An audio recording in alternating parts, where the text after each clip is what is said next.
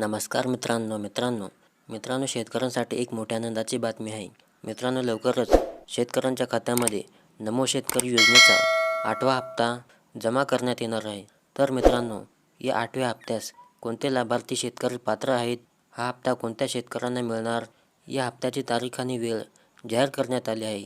तर मित्रांनो, हा हप्ता शेतकऱ्यांच्या खात्यामध्ये कधी जमा होणार याची संपूर्ण माहिती आज आपण या व्हिडिओमध्ये जाणून घेणार आहोत. तर मित्रांनो, हा व्हिडिओ शेवटपर्यंत पहा. चला तर मित्रांनो, आपण जराही वेळ न वाया घालवता या व्हिडिओला सुरुवात करूया. तर पहा मित्रांनो, केंद्र शासनाच्या माध्यमातून PM किसान निधी योजनेअंतर्गत पात्र शेतकऱ्यांना दरवर्षी 6,000 रुपये अनुदान देण्यात येत आहे. तसेच केंद्र शासनाच्या या अनुदानामध्ये राज्य शासनातर्फे पुन्हा 6,000 रुपयांची भर टाकण्यासाठी नमो शेतकरी महासन्मान निधी योजना राबवण्यात आली आहे.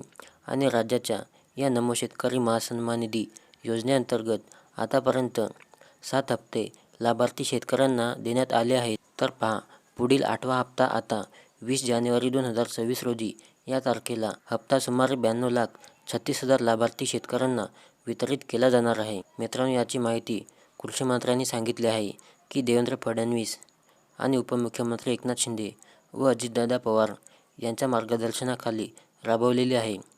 तर या योजनेचा 8वा हप्ता शेतकऱ्यांना लवकरच मिळणार आहे.